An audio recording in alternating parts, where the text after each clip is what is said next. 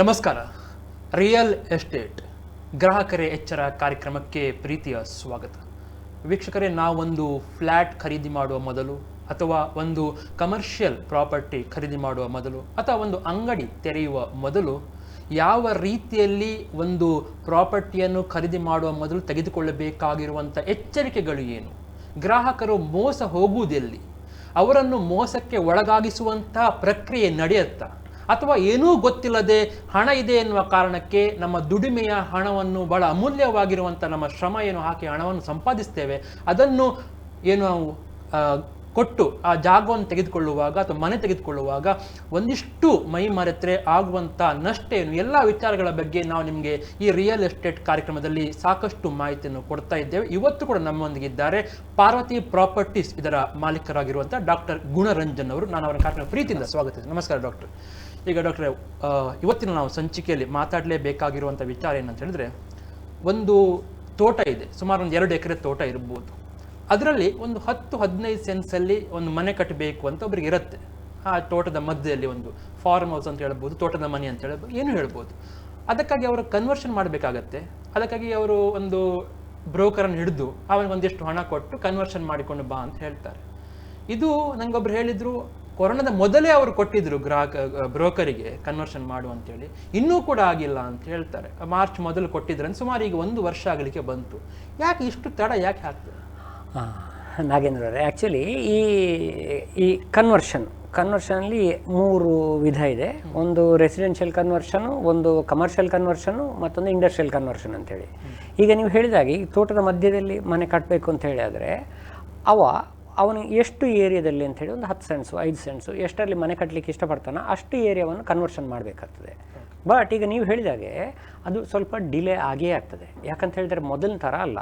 ಈ government has changed complete, ಇದನ್ನು change ಮಾಡಿದೆ. ಏನು, ಈ ಕನ್ವರ್ಷನ್ ಮಾಡೋ ಪ್ರೊಸೀಜರನ್ನು ಚೇಂಜ್ ಮಾಡಿದೆ.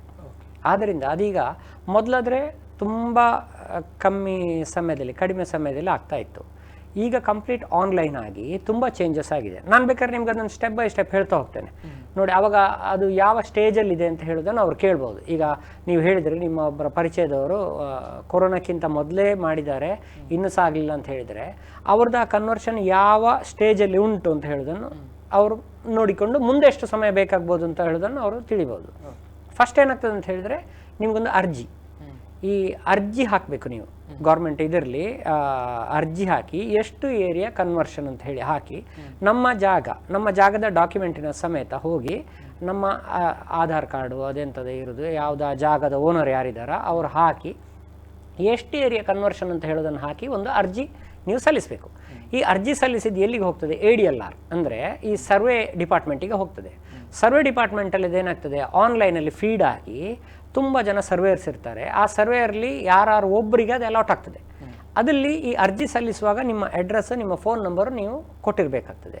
ಆವಾಗ ಆ ಸರ್ವೇಯರಿಗೆ ಅಲಾಟ್ ಆದ ಕೂಡಲೇ ನಿಮ್ಮ ಫೋನ್ ನಂಬರ್ಗೆ ಕಾಂಟ್ಯಾಕ್ಟ್ ಆಗ್ತಾನೆ. ಕಾಂಟ್ಯಾಕ್ಟ್ ಆಗಿ ನಿಮ್ಮ ಜಾಗಕ್ಕೆ ಸ್ವತಃ ಬರ್ತಾನೆ. ಬಂದೆಂತ ಅಂತ ಹೇಳಿದ್ರೆ ನೀವು ಎಲ್ಲಿ ಮನೆ ಕಟ್ಟೋದು ಅಂತ ತೋರಿಸ್ಬೇಕು. ತೋರಿಸಿದಾಗ ಆ ಏರಿಯಾದ ಆ ಸ್ಕೆಚ್ಚನ್ನು ಅವನು ಮಾಡ್ತಾನೆ. ನಿಮಗೆ ಎಷ್ಟು, ಈಗ 2 ಎಕರೆ ತೋಟ ಅಂತ ನೀವು ಹೇಳಿದ್ರಿ, ಆ 2 ಎಕರೆ ತೋಟದಲ್ಲಿ ಎಷ್ಟು ಜಾಗದಲ್ಲಿ ನೀವು ಮನೆ ಕಟ್ಟೋದು, 5 ಸೆಂಟ್ಸಾ 10 ಸೆಂಟ್ಸಾ, ಆ ಪರ್ಟಿಕ್ಯುಲರ್ ಜಾಗದ ಸ್ಕೆಚ್ಚನ್ನು ಮಾಡ್ತಾನೆ. ಅಂದರೆ ಇದುವೇ ತುಂಬ ದಿನ ಹೋಗ್ತದೆ. This will take minimum 1.5 month. ಈ ಪ್ರೊಸೀಜರ್ಗೆ ಬೇಕಾಗ್ತದೆ. ಅದಾಗಿ ನಿಮಗೆ ಆ ಸ್ಕೆಚ್ ಸಿಗ್ತದೆ. ಸ್ಕೆಚ್ ಸಿಕ್ಕಿದ ಮೇಲೆ ಇದು ನೆಕ್ಸ್ಟ್ ಎಲ್ಲಿಗೆ ಹೋಗ್ತದೆ ಅಂತ ಹೇಳಿದರೆ ವಿಲೇಜ್ ಅಕೌಂಟೆಂಟಿಗೆ ಹೋಗ್ತದೆ. ವಿಲೇಜ್ ಅಕೌಂಟೆಂಟ್ ಏನು ಮಾಡ್ತಾನೆ ಅಂತ ಹೇಳಿದರೆ, ಸ್ವತಃ ಖುದ್ದು ಆ ಜಾಗ ಪರಿಶೀಲನೆಗೆ ಬರ್ತಾರೆ ಅವರು. ಯಾರು? ವಿ ಎ ಬಂದು, ಈಗ ನೋಡಿ ಮುಂಚೆ ಎಲ್ಲ ಏನಾಗ್ತಿತ್ತು, ಡಬಲ್ ಸೇಲು, 2 ಸಲ ಸೇಲು ಇದೆಲ್ಲ ಆಗ್ತಾ ಇತ್ತಲ್ಲ, ಅದನ್ನು ತಡಿಲಿಕ್ಕೆ ಈಗ ಗೌರ್ಮೆಂಟು ಮಾಡರ್ನ್ ಟೆಕ್ನಾಲಜಿ ಯೂಸ್ ಮಾಡ್ತಾ ಇದೆ. ಒಂದು ಆ್ಯಪ್ ಇದೆ, ಈ ಪ್ಲೇಸ್ಟೋರಿಗೆ ನೀವು ಹೋದರೆ ದಿಶಾಂಕ್ ಅಂತ ಒಂದು ಆ್ಯಪ್ ಇದೆ. ಈ ಆ್ಯಪ್ ಅವ್ರ ಹತ್ರ ಇರ್ತದೆ, ನಿಮಗೆ ಸಹ ಡೌನ್ಲೋಡ್ ಮಾಡ್ಬೋದು. ದಿಶಾಂಕ್ ಅಂತ ಆ್ಯಪ್ ನಿಮ್ಮ ಮೊಬೈಲಲ್ಲಿ ನೀವು ಅದನ್ನು ಓಪನ್ ಮಾಡಿ, ಅವ್ರು ಕೇಳ್ತಾರೆ ನಿಮ್ಮ ಹತ್ರ ಯಾವುದು ಮನೆಯ ಸ್ಥಳ ಯಾವುದು ಅಂತೇಳಿ. ಆವಾಗ ನೀವು ಪರ್ಟಿಕ್ಯುಲರ್ ಯಾವ ಒಂದು 5 ಸೆಂಟ್ಸು ನಿಮ್ಮ ಮನೆ ಕಟ್ಟಲಿಕ್ಕೆ ಅಂತ ನೀವು ಈಗ ನೋಡ್ತಾ ಇದ್ದೀರಾ, ಆ ಏರಿಯಾವನ್ನು ನೀವು ತೋರಿಸ್ತೀರಿ. ಆ ಏರಿಯಾದ ಒಳಗೆ ನಿಂತು ಈ ಆ್ಯಪಲ್ಲಿ ಹೀಗೆ ನೋಡ್ತಾರೆ. ಆವಾಗ ನೀವು ಯಾವ ಸರ್ವೆ ನಂಬರಲ್ಲಿ ಇದ್ದೀರಿ, ಆ ಸರ್ವೆ ನಂಬರದ ಯಾವ ಪೋರ್ಷನಲ್ಲಿ ಇದ್ದೀರಿ ನೀವು ಅನ್ನೋದು ಎಕ್ಸಾಕ್ಟ್ ಕಾಣ್ತದೆ. ಅದು ನಿಮ್ಮ ಸ್ಕೆಚ್ಗೆ ಟ್ಯಾಲಿ ಆಗ್ತದ ಅದನ್ನು ಅವ್ರು ನೋಡ್ತಾರೆ. ಸ್ಕೆಚ್ ಸರಿಯಾಗಿದಾ ಅದು ಅವ್ರು ನೋಡ್ತಾರೆ. ಅದರ ಬಗ್ಗೆ ಅವರ ಆಮೇಲೆ ಒಂದು ರಿಪೋರ್ಟ್ ಬರಿಬೇಕಾಗ್ತದೆ. ರಿಪೋರ್ಟ್ ಬರೆದು ಆ ರಿಪೋರ್ಟನ್ನು ಅದು ಮತ್ತೆ ಫಾರ್ವರ್ಡ್ ಆಗ್ತದೆ ಮುಂದೆಗೆ. ಆದರೆ ಇಲ್ಲಿ ಒಂದು ಪ್ರಾಬ್ಲಮ್ ಆಗೋದು ಅಂತ ಹೇಳಿದರೆ, ಈ ಗೌರ್ಮೆಂಟ್ ಇದು ಉಂಟಲ್ಲ, ಇದು ಒಂದು ಸ್ವಲ್ಪ ಅಂಡರ್ ಸ್ಟಾಫ್ ಇರ್ತದೆ. ಅಂಡರ್ ಸ್ಟಾಫ್ ಅಂತ ಹೇಳಿದರೆ 2-3 ಪಂಚಾಯತ್ಗಳಿಗೆ ಕೆಲವು ಸಲ ಒಬ್ಬನೇ VA ಇರ್ತಾರೆ. ಆವಾಗ ಅವರೇನು ಮಾಡ್ತಾರೆ, ವಾರದಲ್ಲಿ 2 ದಿನ VA ಆಫೀಸಿಗೆ BA ಬರೋದು ಅಂತ ಇರ್ತದೆ. ಈಗ ಕೆಲವು ಇದೆ ನಮ್ಮ ಆ ರೀತಿಯದ್ದಿದೆ. ಅವರು ಏನು ಮಾಡ್ತಾರೆ, ಅವ್ರಿಗೆ ತುಂಬ ಹೆಕ್ಟಿಕ್ ಆಗ್ತದೆ, ತುಂಬ ಕಷ್ಟ ಆಗ್ತದೆ. ಆವಾಗ ಸೈಟಿಗೆ ಹೋಗಿ ಇದು ಮಾಡೋದು ಅವರಿಗೆ ಅದರಿಂದಾಗಿಯೂ ಡಿಲೇ ಆಗ್ತದೆ, ತುಂಬ ಡಿಲೇ ಆಗ್ತದೆ. 3 ಪಂಚಾಯತನ್ನು ಅವರು ಮ್ಯಾನೇಜ್ ಮಾಡುವಾಗ ಅವ್ರಿಗೆ ಅದು ಕಷ್ಟ ಆಗ್ತದೆ. ಹಾಗೆ ಅವ್ರ ರಿಪೋರ್ಟ್ ಬರೆದು ಆ ರಿಪೋರ್ಟು ಆಮೇಲೆ ನಿಮಗೆ PDOಗೆ ಹೋಗ್ತದೆ, ಪಂಚಾಯತ್ ಡೆವಲಪ್ಮೆಂಟ್ ಆಫೀಸರ್, ಅಲ್ಲಿಗೆ ಹೋಗ್ತದೆ. ಆವಾಗ ಆ ಪಂಚಾಯತ್ ಡೆವಲಪ್ಮೆಂಟ್ ಆಫೀಸರ್ ಅವರು ಪುನಃ ಸೈಟಿಗೆ ಬರಬೇಕು. ಅವ್ರ ಸೈಟಿಗೆ ಬಂದು ಅವ್ರು ಏನಾದ್ರು ಲಿಟಿಗೇಷನ್ ಇರ್ತದೆ ಅಂತ ನೋಡ್ತಾರೆ. ಅಂದರೆ ನಿಮ್ಮ 2 ಎಕರೆ ಜಾಗ ಎಲ್ಲಿ ಆಗಿ ಹಾದು ಹೋಗ್ತದೆ, ಈ ಪಬ್ಲಿಕ್ ರೋಡು ಅದರಿಂದ ಎಷ್ಟು ದೂರ ಇದೆ, ಆ ದೂರ ಈ ಕನ್ವರ್ಷನ್ಗೆ ರೋಡ್ ಈಸ್ ವೆರಿ ಇಂಪಾರ್ಟೆಂಟ್, ನೆನ್ಪಿಟ್ಕೊಳ್ಳಿ. ಆ ರೋಡ್ ಸರಿಯಾಗಿ ಇದೆಯಾ, ಅಪ್ರೋಚ್ ರೋಡು ಎಷ್ಟು ವೈಡ್ ಇದೆ, ಏನಿದೆ, ಇದನ್ನೆಲ್ಲ ಅವ್ರು ಮಾಹಿತಿ ಪಡ್ಕೊಳ್ತಾರೆ. ಆ ಮಾಹಿತಿಯನ್ನು ಪಡ್ಕೊಂಡ ಮೇಲೆ ನಿಮಗೆ ಪಂಚಾಯತ್ ಒಂದು NOC ಕೊಡ್ತದೆ, ನಿಮಗೆ ನೋ ಒಬ್ಜೆಕ್ಷನ್ ಸರ್ಟಿಫಿಕೇಟು. ಈ ನೋ ಒಬ್ಜೆಕ್ಷನ್ ಸರ್ಟಿಫಿಕೇಟು ಇಲ್ಲಿ ಆದಮೇಲೆ ಅದು ಸಹ ತುಂಬ ದಿನ ಹೋಗ್ತದೆ. ಅದು ನೀವು ನೆನೆಸಿ, ಪಂಚಾಯತ್ ಡೆವಲಪ್ಮೆಂಟ್ ಆಫೀಸರ್ PDO ಆಫೀಸಿಂದ ಪಂಚಾಯತಿಂದ ಬರಬೇಕೊಬ್ರು, ಬಂದದ್ರ ಫೋಟೋ ಎಲ್ಲ ತೆಗೆದು ಅವ್ರು ಹೋಗಬೇಕು. ಆಮೇಲೆ ಅವರು ಅದನ್ನು ಪುನಃ ಆನ್ಲೈನ್ ಫೀಡ್ ಮಾಡಿ ಆಮೇಲೆ ಅದು ನೆಕ್ಸ್ಟ್ ನಿಮಗೆ RIಗೆ ಹೋಗ್ತದೆ, ರೆವೆನ್ಯೂ ಇನ್ಸ್ಪೆಕ್ಟರ್. ಅಂದರೆ ನಮ್ಮ ಇದರಲ್ಲಿ ಹೇಳಿದ್ರೆ ಮನೆಗಾರರಿಗೆ ಹೋಗ್ತದೆ. ಮನೆಗಾರರು ಹೆಚ್ಚಾಗಿ ಇವರಿಬ್ಬರು ಹೋದ ಮೇಲೆ ಬರೋದಿಲ್ಲ ಅಂತ ಲೆಕ್ಕ. ಬಟ್ 90% ಆಫ್ ದ ಟೈಮ್ ಮನೆಗಾರ ಕೂಡ ಸೈಟಿಗೆ ಬರ್ತಾರೆ. ಯಾರು RI ಅವರು ಸೈಟಿಗೆ ಬರ್ತಾರೆ. ಅವರು ಕೂಡ ಬಂದು ಅವ್ರು ಇನ್ಸ್ಪೆಕ್ಷನ್ ಮಾಡ್ತಾರೆ, ಹೇಗೆ ಉಂಟಾ, ಸರಿಯಾ, ಏನು ಅಂತ ಹೇಳಿದನ್ನೆಲ್ಲ ತಿಳ್ಕೊಂಡು ಸರಿಯಾ ಅಂಥೇಳಿ ಅವರು ಮಾಹಿತಿ ಪಡ್ಕೊಳ್ತಾರೆ. ಅವ್ರು ಮಾಹಿತಿ ಪಡ್ಕೊಂಡ ಮೇಲೆ ಅವರೊಂದು ಇದು ಬರಿಬೇಕು, ರಿಪೋರ್ಟ್ ಬರಿಬೇಕು, ಜಾಗದ ಡೀಟೇಲ್ ಬಗ್ಗೆ ಎಲ್ಲ ರಿಪೋರ್ಟ್ ಬರಿಬೇಕು. ಅವ್ರ ರಿಪೋರ್ಟ್ ಬರೆದದ್ದು ನೆಕ್ಸ್ಟ್ ನಿಮಗೆ ಹೋಗೋದು ತಹಶೀಲ್ದಾರ್ ಆಫೀಸಿಗೆ ಹೋಗ್ತದೆ. ತಹಶೀಲ್ದಾರ್ ಆಫೀಸಿಗೆ ಹೋಗಿ ತಹಶೀಲ್ದಾರ್ ಹೆಚ್ಚಾಗಿ ಬರೋದಿಲ್ಲ, ಯಾಕಂತ ಹೇಳಿದರೆ 3-4 ವೆರಿಫಿಕೇಶನ್ ಆದ ಮೇಲೆ ಅವ್ರು ಬರಬೇಕಂತ ಏನೇ ಇರೋದಿಲ್ಲ. ಬಟ್ ತಹಶೀಲ್ದಾರ್ ಈ ರಿಪೋರ್ಟನ್ನೆಲ್ಲ ನೋಡಿ ಆ ಕಾನೂನಿಯಲ್ಲಿಯೂ ತೊಡಕಾಗಲಿಲ್ಲ ಅಂತ ಹೇಳಿ ಆದರೆ ಅವರು ಅದನ್ನು ಕನ್ವರ್ಷನಿಗೆ ಅಂತ ಹೇಳಿ ಓಕೆ ಅಂತ ಮಾಡಿಬಿಡ್ತಾರೆ. ಅವರು ಅವರಿಂದ ರಿಪೋರ್ಟ್ ಆದಮೇಲೆ ಓಕೆ ಆದಮೇಲೆ ಪುನಃ ಅದು it will actually again go to revenue inspector. Revenue ಇನ್ಸ್ಪೆಕ್ಟ್ರಿಗೆ ಹೋಗಿ ಗೌರ್ಮೆಂಟ್ ಇದೊಂದು ಇದೆ, ಇಷ್ಟು ಸೆನ್ಸಿಗೆ ಇಷ್ಟು ಅಂತ ಹೇಳ್ಕೊಂಡಿದೆ, ಒಂದು ಫೀಸ್ ಕಟ್ಟಲಿಕ್ಕೆ ಇರ್ತದೆ ನಿಮಗೆ, ಅಷ್ಟು ಫೀಸನ್ನು ನೀವು ಕಟ್ಟಬೇಕಾಗಿ ಬರ್ತದೆ. ಆ ಫೀಸನ್ನು ನೀವು ಚಲನ್ ಗೌರ್ಮೆಂಟಿಂದ ಸ್ಟೇಟ್ ಬ್ಯಾಂಕಲ್ಲಿ ಅಂದರೆ ಅವರಿಗೆ ಗೌರ್ಮೆಂಟಿಗೆ ಕಟ್ಟಿದ ನಂತರ ನೀವು ಆ ಚಲನ್ ಅಂತ ಅಂದ ಮೇಲೆ ನಿಮಗೆ ಅದು DT ಹತ್ರ ಹೋಗಿ ಕನ್ವರ್ಷನ್ ಆಗಿ ಜಾಗ ಬರ್ತದೆ. ಅಲ್ಲಿಗೆ ಮುಗಿಲಿಲ್ಲ.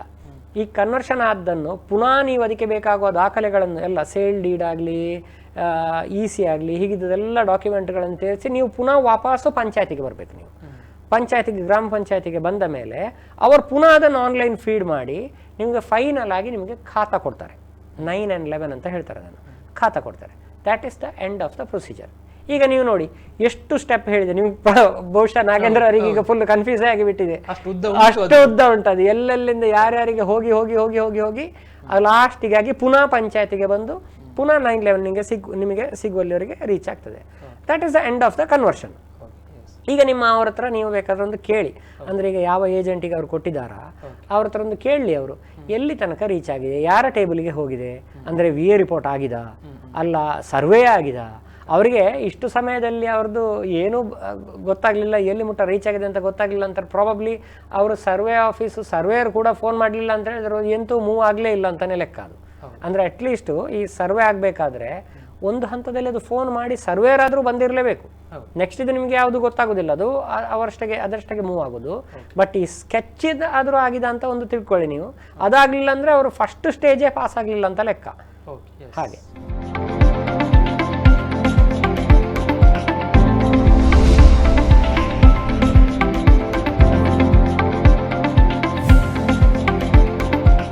ರಿಯಲ್ ಎಸ್ಟೇಟ್ ಗ್ರಾಹಕರೇ ಎಚ್ಚರ ಈ ಕಾರ್ಯಕ್ರಮಕ್ಕೆ ಒಂದು ಪುಟ್ಟ ವಿರಾಮದ ಬಳಿಕ ಮತ್ತೆ ಸ್ವಾಗತ. ನಮ್ಮೊಂದಿಗಿದ್ದಾರೆ ಪಾರ್ವತಿ ಪ್ರಾಪರ್ಟೀಸ್ ಇದರ ಮಾಲೀಕರಾಗಿರುವ ಡಾಕ್ಟರ್ ಗುಣರಂಜನ್ ಅವರು. ಡಾಕ್ಟರ್, ಈಗ ಬಹಳ ಮುಖ್ಯವಾಗಿ ಕನ್ವರ್ಷನ್ ಮಾಡುವಾಗ ಬೇರೆ ಬೇರೆ ರೀತಿಯ ಡಾಕ್ಯುಮೆಂಟ್ಸ್ ಬೇಕಾಗತ್ತೆ, ನಾವು ಅದನ್ನು ಸಬ್ಮಿಟ್ ಮಾಡಬೇಕಾಗತ್ತೆ. ತಾವೀಗ ಹೇಳಿದ್ರಿ RTC, EC, ಸೇಲ್ ಡೀಡ್ ಎಲ್ಲ ಹೇಳಿದ್ರಿ. ಏನು RTC ಅಂದರೆ ಏನು ಹಾಗಾದರೆ? ನಾಗೇಂದ್ರ ಅವರೇ, RTC ಅಂತ ಹೇಳಿದರೆ ಪಹಣಿ ಪತ್ರ ಅಂತ ಕನ್ನಡದಲ್ಲಿ ಹೇಳ್ತಾರೆ, ರೆಕಾರ್ಡ್ ಆಫ್ ರೈಟ್ಸ್ ಅಂತ ಹೇಳಿ. ಅಂದರೆ ಈಗ ನಿಮಗೆ ಒಂದು ಕೃಷಿ ಜಾಗ ಇದೆ ಅಂತ ಹೇಳಿ ಆದರೆ ಅದು ಗೌರ್ಮೆಂಟ್ ಹತ್ರ ಒಂದು ಆನ್ಲೈನ್ ಡೇಟಾ ಸ್ಟೋರೇಜಲ್ಲಿ ಒಂದು ಇರ್ತದೆ. ಅದು ಅದನ್ನು ನೀವು ಭೂಮಿ ಅಂತೇಳಿ ಒಂದು ಭೂಮಿ.com ಅಂತ ಇದೆ, ಅದರಲ್ಲಿ ನೀವು ಚೆಕ್ ಮಾಡಿ ನೋಡಿದರೆ, ಈಗ ಫಾರ್ ಎಕ್ಸಾಂಪಲ್ ನಮ್ಮ ADLR ಸರ್ವೆ ಸಿಸ್ಟಮಲ್ಲಿ ಈಗ ನಾವೀಗ ಈ ಕೂತ ಜಾಗ ಕೂಡ ನಾನಿಲ್ಲಿ ಆ್ಯಪ್ ಓಪನ್ ಮಾಡಿ ನೋಡಿ ದಿಶಾಂಕ್ ಆ್ಯಪ್ ನೋಡಿ ಮಾಡಿದರೆ ಇದಕ್ಕೊಂದು ಪರ್ಟಿಕ್ಯುಲರ್ ಸರ್ವೆ ನಂಬರ್ ಇದೆ. ಈಗ ಫಾರ್ ಎಕ್ಸಾಂಪಲ್ ನಿಮಗೆ ಆಧಾರ್ ನಂಬರ್ ಅಂತ ಇದೆಯಲ್ಲ, ಅದೇ ರೀತಿ ಪ್ರತಿ ಲ್ಯಾಂಡ್ ಯಾವುದೇ ಏರಿಯಾಕ್ಕೂ ಒಂದು ಸರ್ವೆ ನಂಬರ್ ಅಂತ ಇದೆ. ಆ ನಂಬರ್, ಆ ಸ್ಕೆಚ್ ಇದೆ, ಇಲ್ಲಿಂದ ಇಷ್ಟು ಏರಿಯಾ ಅಂತ ಬೇರೆ ಬೇರೆ ಬೇರೆ ಬೇರೆ ಬೇರೆ ಸರ್ವೆ ನಂಬರ್ ಆಗ್ತದೆ, ಬೇರೆ ಬೇರೆ ಬೇರೆ ಇದಿರ್ತದೆ. ಆ ರೀತಿ ಸರ್ವೆ ನಂಬರ್ಗಳಿರ್ತದೆ. ಈ ಸರ್ವೆ ನಂಬರ್ ಈಗ 26/3 A1 A2 ಹೀಗೆ ಇದೆ ಅಂತ ಹೇಳಿ ಆದರೆ ಅದನ್ನು ನೀವು ಭೂಮಿ.ಅಲ್ಲಿ ಹಾಕಿ ನೋಡಿದರೆ ಅದರ ವಾರಿಸುದಾರ ಯಾರು ಅಂತ ಹೇಳೋದನ್ನು RTCಯಲ್ಲಿ ಬರ್ತದೆ. ಅದು ಕೃಷಿ ಜಾಗ ಅಂತ ಹೇಳಿದರೆ RTCಯಲ್ಲಿ ಬರ್ತದೆ. ಆವಾಗ ನಿಮಗೆ ಪಹಣಿ ಅಂತ ಹೇಳಿದರೆ ರೆಕಾರ್ಡ್ ಆಫ್ ರೈಟ್ಸ್, ನಿಮ್ಮದು ಜಾಗದ ಈ ಸರ್ವೆ ನಂಬರದ ಜಾಗದ ಓನರ್ ಯಾರು ಅಂತ ಹೇಳೋದನ್ನು ತಿಳಿಲಿಕ್ಕಿರುವಂತಹ ಇದು. 10 ರೂಪಾಯಿ ಕೊಟ್ಟರೆ ನಿಮಗೆ ಈ ನಮ್ಮ ರಿಜಿಸ್ಟರ್ ಆಫೀಸಲ್ಲಿ ಕೆಳಗಡೆ ನೀವು ಹೋದರೆ ಅವರು ಫ್ರೀಯಾಗಿ, ಈಗ ಫ್ರೀಯಾಗಿ ತೆಗಿಲಿಕ್ಕಾಗ್ತದೆ, 10-15 ರೂಪಾಯಿಗೆ ಅಂತ ಹೇಳಿ ಒಂದು ಪ್ರಿಂಟ್ಔಟ್ ತೆಗೆದು ಕೊಡ್ತಾರೆ ನಿಮಗೆ ಆನ್ಲೈನಲ್ಲಿ ಬೇಕಾದ್ರೆ ಚೆಕ್ಕು ಮಾಡಬಹುದು. ನಾನು ಹೇಳಿದೆಲ್ಲ ಭೂಮಿ.comಗೆ ಹೋದರೆ ಚೆಕ್ ಮಾಡಲೂಬಹುದು. ಎರಡನೇದಾಗಿ ನೀವು ಹೇಳಿದ್ರಿ ಇ ಸಿ ಅಂತ ಹೇಳಿದರೆ ಎನ್ಕಮ್ ಸರ್ಟಿಫಿಕೇಟ್ ಅಂತ ಅರ್ಥ. ಎನ್ಕಮ್ ಸರ್ಟಿಫಿಕೇಟ್ ಅಂತ ಹೇಳಿದ್ರೆ ನಿಮಗೆ ಆ ಬ್ಯಾಂಕ್, ಆ ಪ್ರಾಪರ್ಟಿ, ಈ ಪರ್ಟಿಕ್ಯುಲರ್ ಪ್ರಾಪರ್ಟಿಯನ್ನು ನೀವು ಯಾವುದೇ ನ್ಯಾಷನಲೈಸ್ಡ್ ಬ್ಯಾಂಕ್ ಅಥವಾ ಯಾವುದೇ ಆ ರೀತಿಯ ಒಂದು ಇದಕ್ಕೆ ಹೋಗಿ ಅಡವು ಇಟ್ಟಿದ್ದೀರಾ ಅಂತ ಹೇಳೋದನ್ನು ತಿಳಿಲಿಕ್ಕೆ ಬೇಕಾಗಿರುವಂತಹ ಒಂದು ಡಾಕ್ಯುಮೆಂಟ್ ಇದು.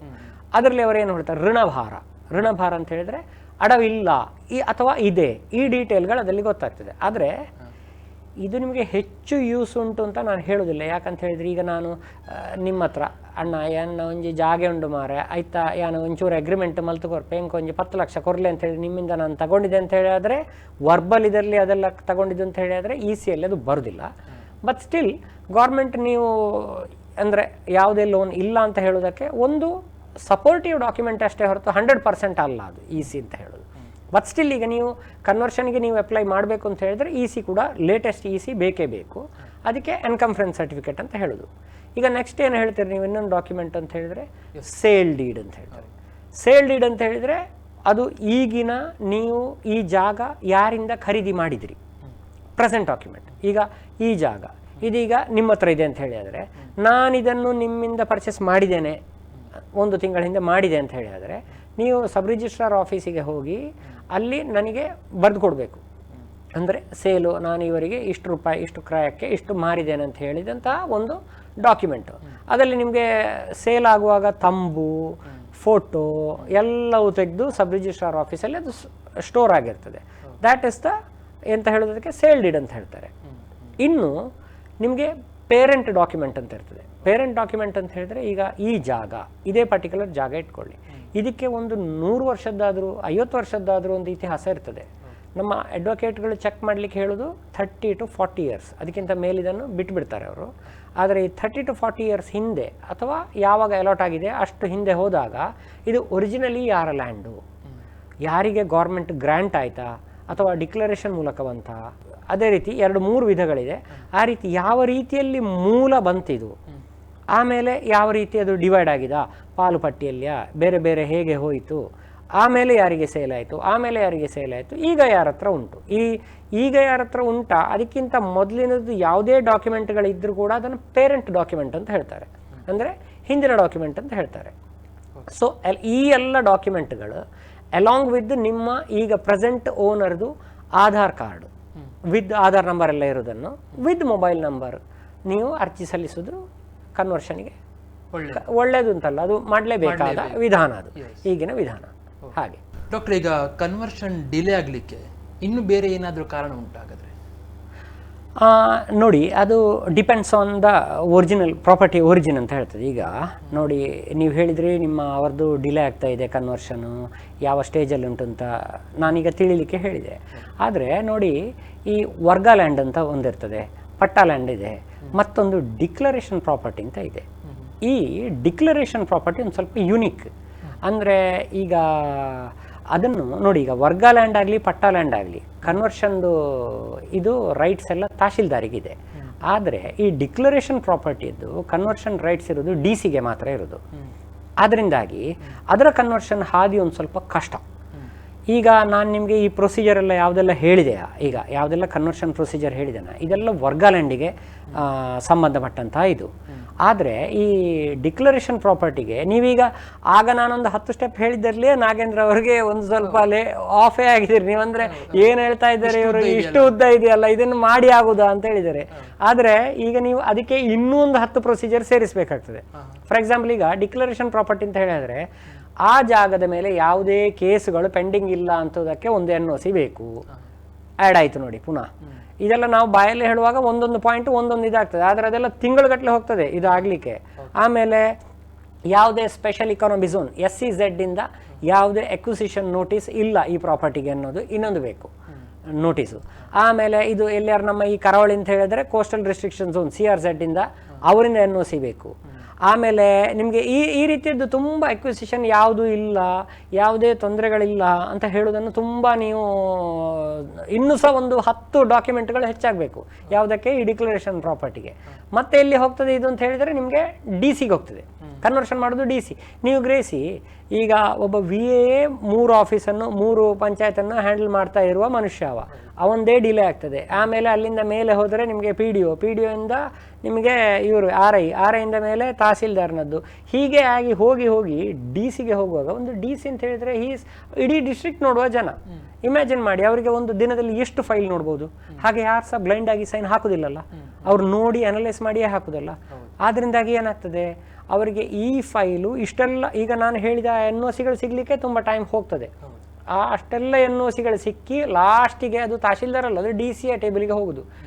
DC ಕೂಡ ಅದನ್ನು ಓಕೆ ಮಾಡಲಿಕ್ಕೆ ಆಗುವಾಗ it will take quite a long time, ತುಂಬ ಟೈಮ್ ಹೋಗ್ತದೆ ಅದು. ಹಾಗಾಗಿ ನೀವು ನಿಮ್ಮ ಯಾರೀಗ ನೀವು ಹೇಳಿದ್ರಲ್ಲ ಕೊರೋನಾ ಮೊದಲೇ ಅಪ್ಲೈ ಮಾಡಿದ್ದಾರೆ ಇನ್ನೂ ಆಗಲಿಲ್ಲ ಅಂತ ಹೇಳಿ, ಆದರೆ ಅದು ಒಂದು ಯಾವ ಸ್ಟೇಜಲ್ಲಿ ಉಂಟು ಅಂತ ನೋಡಲಿ. ಆಮೇಲೆ ಎರಡನೇದೇನು ಅಂತ ಹೇಳಿದರೆ ಯಾವ ಪ್ರಾಪರ್ಟಿ, ಆ ಪ್ರಾಪರ್ಟಿಯ ಮೂಲ ಏನು, ವರ್ಗವ ಪಟ್ಟವ ಅಲ್ಲ ಡಿಕ್ಲರೇಷನ್ ಅಂತ ಹೇಳಿದ್ರೆ ನೋಡಿ. ಡಿಕ್ಲರೇಷನ್ ಅಂತ ಹೇಳಿ ಆದರೆ ಅದು ಖಂಡಿತ ತುಂಬ ಸಮಯ ಹೇಳ್ಕೊಂಡು ಹೋಗ್ತದೆ ಅಂತಲೇ ಅದು ಜನರಲ್ ಆಗಿ ಹಾಗೆ ಹೆಚ್ಚಾಗಿ ತಗೊಂಡು ಹೋಗ್ತದೆ. ಬಿಕಾಸ್ ಅದಕ್ಕೆ ಸಪ್ಲಿಮೆಂಟ್ ಡಾಕ್ಯುಮೆಂಟ್ಸ್ ತುಂಬ ಬೇಕಾಗ್ತದೆ. ಹಾಗಾಗಿ ಓಕೆ ಡಾಕ್ಟ್ರೆ, ಬಹುಶಃ ಇದು ಭಾಳ ಇಂಪಾರ್ಟೆಂಟ್ ಎಪಿಸೋಡ್ ಅಂತ ಅಂದ್ಕೊಂಡಿದ್ದೆ ನಾನು. ಒಬ್ಬ ವ್ಯಕ್ತಿ ತನ್ನ ಜಾಗವನ್ನು ಕನ್ವರ್ಷನ್ ಮಾಡಬೇಕಾದ್ರೆ ಯಾವ ರೀತಿಯಲ್ಲಿ ಹಂತವಾಗಿ ಹೋಗಬೇಕಾಗತ್ತೆ ಅಂತೇಳಿ ತಾವು ವಿತ್ ಡಿಟೇಲ್ಸ್ ಅಷ್ಟೇ ಅಲ್ಲ ಆ ಸ್ಟೆಪ್ ಕೂಡ ಭಾಳ ಸೂಕ್ತವಾಗಿ ಭಾಳ ಅರ್ಥಗರ್ಭಿತವಾಗಿ ವಿವರಿಸಿದ್ರಿ. ಬಹುಶಃ ಇದನ್ನು ನೋಡಿದರೆ ಒಬ್ಬ ಸಾಮಾನ್ಯ ಮನುಷ್ಯನಿಗೆ ಏನೂ ಗೊತ್ತಿಲ್ಲದ್ರೆ ಕೂಡ ಆತ ಯಾವ ರೀತಿಯಲ್ಲಿ ಬ್ರೋಕರಿಗೆ ಹೇಳಿಕೊಡ್ಬೋದು ಹೀಗೆ ಮಾಡುವಂತೇಳಿ, ಅಷ್ಟು ನೀವು ಡಿಟೇಲ್ ಆಗಿ ಹೇಳಿಕೊಟ್ಟಿದ್ದೀರಿ. ಮತ್ತು ಬ್ರೋಕರ್ಗಳು ಕೂಡ ಲೇಟ್ ಆಗ್ತಾ ಇದ್ರೆ ಒಂದು ಕಾರಣ ಕೊಡ್ಬೋದು ತಮ್ಮ ಏನು ಕಸ್ಟಮರಿಗೆ ಅಥವಾ ಕ್ಲೈಂಟಿಗೆ ಯಾಕೆ ಲೇಟ್ ಆಗ್ತಾ ಉಂಟು ಅಂತೇಳಿ. ಬಹುಶಃ ನನ್ನ ಪ್ರಕಾರ ಇದನ್ನು ಸ್ಟಡಿ ಮಾಡಿಕೊಂಡ್ರೆ ಎಪಿಸೋಡನ್ನು ಅವನೇ ಆ ವ್ಯಕ್ತಿಯೇ ಸ್ವತಃ ಹೋಗಿ ಮಾಡಿಸ್ಲಿಕ್ಕೆ ಸಾಧ್ಯ ಉಂಟು. ಬ್ರೋಕರ್ ಅನ್ನ ಅವಶ್ಯಕತೆ ಇರುವುದಿಲ್ಲ ಅಂತ ಕೂಡ ನೀವು ಅದನ್ನು ಬಹಳ ಸೂಕ್ತವಾಗಿ ಎಕ್ಸ್ಪ್ಲೇನ್ ಮಾಡಿದ್ರಿ. ಬಹುಶಃ ತುಂಬಾ ನಾಲೆಜ್ ಇರುವಂತ ಒಂದು ಎಪಿಸೋಡ್ ವೀಕ್ಷಕರೇ, ದಯವಿಟ್ಟು ಇದನ್ನು ನೋಡಿ ಮತ್ತು ನೋಡುವ ಮೂಲಕ ಮುಂದಿನ ದಿನಗಳಲ್ಲಿ ಕನ್ವರ್ಷನ್ ಬಹುಶಃ ಒಬ್ಬ ಭೂ ಮಾಲೀಕನ ಲೈಫಲ್ಲಿ ಒಮ್ಮೆ ಬಂದೇ ಬರುತ್ತೆ, ಅದು ಖಂಡಿತ ಬರುವಂತ ವಿಚಾರ. ಸೊ ಈ ಎಪಿಸೋಡ್ ನಿಮ್ಗೆ ಯೂಸ್ ಆಗತ್ತೆ, ಉಪಯೋಗ ಆಗುತ್ತೆ ಅಂತ ನಾವು ಅಂದ್ಕೊಂಡಿದ್ದೇವೆ.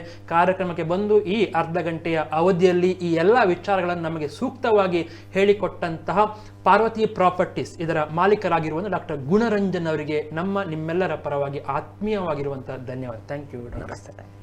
ಇದು ಇವತ್ತಿನ ಗ್ರಾಹಕರೇ ಎಚ್ಚರ ರಿಯಲ್ ಎಸ್ಟೇಟ್ ಕಾರ್ಯಕ್ರಮ. ಮುಂದಿನ ರಿಯಲ್ ಎಸ್ಟೇಟ್ ಕಾರ್ಯಕ್ರಮದೊಂದಿಗೆ ಮತ್ತೆ ಭೇಟಿಯಾಗೋಣ. ಅಲ್ಲಿವರೆಗೆ ನಮಸ್ಕಾರ.